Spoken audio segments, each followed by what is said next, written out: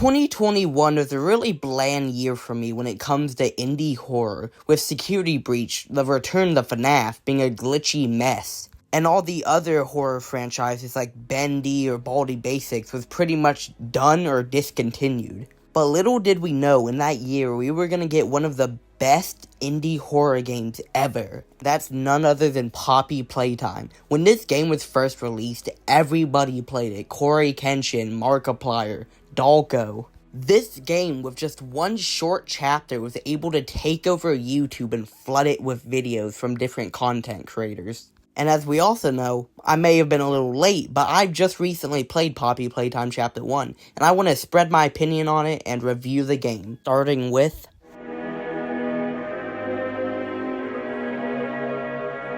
most indie horror games always have bad gameplay for some reason, and I'm not really sure why, but my main idea is simply that they focus on building lore in horror instead of making the game actually fun. A good case in this is FNAF. Sure, the lore is good, the story is amazing, and the atmosphere is cool, but when it comes to gameplay, FNAF is simply just checking doors and checking cameras, and that's pretty much how every game of FNAF has gone. Another example would be Bending the Ink Machine, which once again is just walking around, maybe doing some puzzles. The only thing they did that was unique was adding a battle mechanic, but that's pretty much just swinging an axe. It's not that that's a bad thing, because I feel many people enjoy these games, not for the gameplay itself, but more for the story and figuring out the timeline and all that.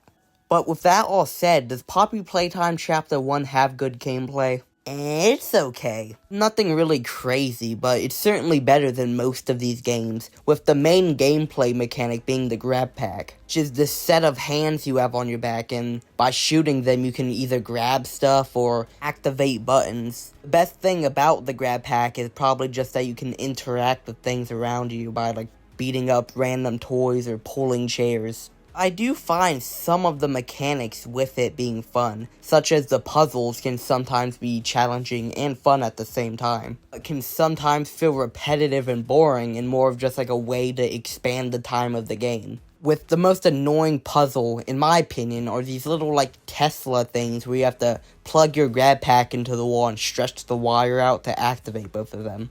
Chapter 1 alone, they do that 3 times in like a 40-minute game, and it's just really boring, and feels more like an inconvenience than an actual gameplay mechanic.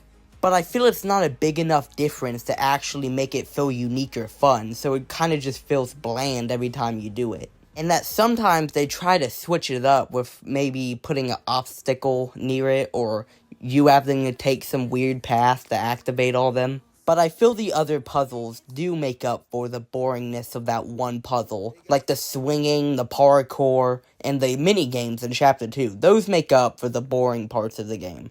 So though not too big of an issue, especially when most indie horror games aren't really known for good gameplay, I still find it to sometimes be an inconvenience. But it's just fun enough to where the game's playable, and can sometimes make you even giggle or have fun. And with that said, now we have to move on to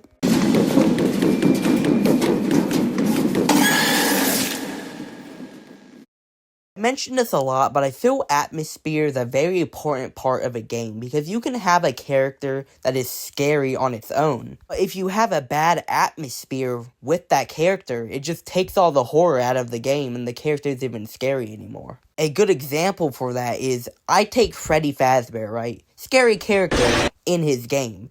But let's say I put him in Disney World with like 1,000 people around him. Is he really scary, or is he just scary because it's dark? Exactly. That's not to say these characters aren't scary. Of course, Freddy would be scary, but I feel atmosphere enhances that fear factor.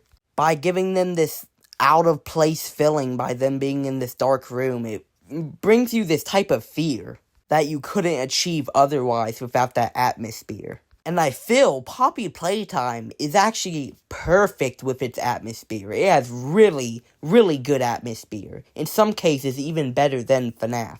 Don't you ever disrespect FNAF like that. Poppy Playtime is new gen, and new gen equals bad. So don't you ever disrespect my glorious King FNAF with its bad gameplay. Maybe it's because of the mold coming on the walls or all the blood everywhere and broken furniture and glass. But for some reason, even though this place is meant to be happy, it's still for some reason scary. With all these bright colors and happy tones everywhere, but for some reason it just feels so off. And even in some of the more lighted areas of the map, it still feels scary.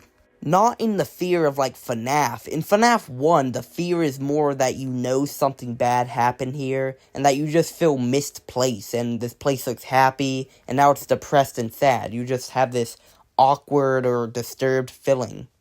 But Poppy Playtime doesn't have that. It's more of like a abandoned Disney World, right? This humongous, giant place with high walls and attractions everywhere. It feels like there should be like 1,000 people in there, but there's just not, and it makes it feel weird that there's all this empty space around you. And all the way until chapter 3, we really didn't know what happened to these people, so we were kind of left with this mystery of what actually happened. And I forgot to mention this, it doesn't help that there's a 20-foot tall fucking toy in the middle of the room. And there's really nowhere to hide or move if it actually lunges at you, so you're kind of always keeping your eye on it to make sure it doesn't like move or anything.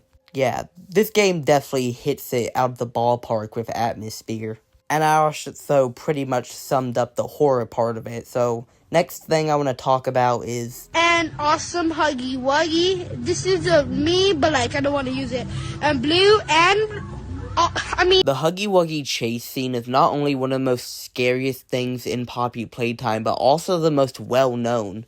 With my personal experience with it was basically just me shitting myself, because not only is this thing like 12 feet tall, but I assumed it was the end of the game. Because you open the door and you're just faced with this black hallway, so you expect to just walk into it and the game's over. But instead, they have a trick up their sleeve. And this giant, multi-toothed beast just comes out of the shadows, and in that moment, that's when I knew this game franchise was finna be fire.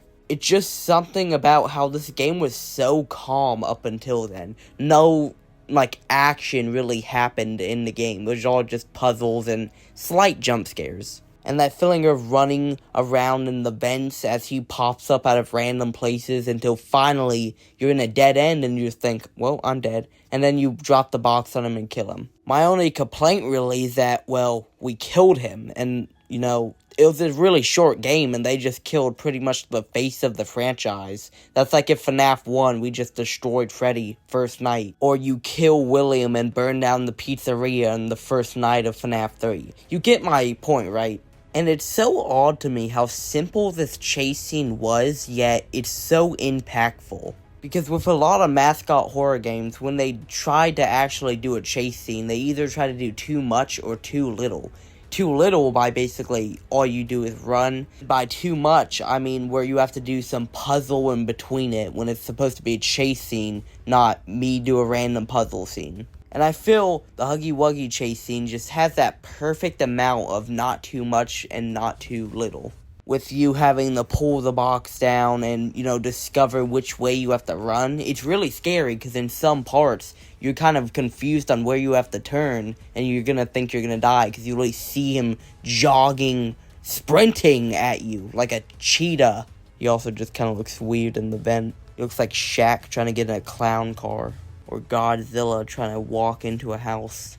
But with all that glazing done, I just have a few more things to talk about, and this is a 30-plus minute game. I'm getting really desperate on what to talk about. The music of Poppy Playtime is actually really good because it has this like weird cursed nostalgia feeling, like it's being played on some broken radio. The music reminds me of like an ad you'd see at 3 a.m. while spending the night at your grandma's house, and it's some like white guy talking about underwear with a jet engine hooked onto them. Throughout the game, they play this creepy audio all the time. Like, all the songs in this game have this weird, unique, maybe like old commercial type feeling to it. It's really hard to explain, and the best way I can explain it is by just basically saying it feels like the Backrooms. Or even though I hate the game, Undertale music. Usually I don't really talk about music in video games. Like in my FNAF all my FNAF reviews, in fact, I never really talk about the music. And that's because in the first couple of FNAF games, like FNAF 1, all the music really is just old classical music. And a little side rant real quick. See a lot of people, like, on TikTok and YouTube talk about this. But if you generally think that, like, the classical music played in FNAF 1 is from FNAF, you're actually a cornball. I'm sorry. But with all that said, here's my overall final review on Poppy Playtime Chapter 1. And it's pretty good.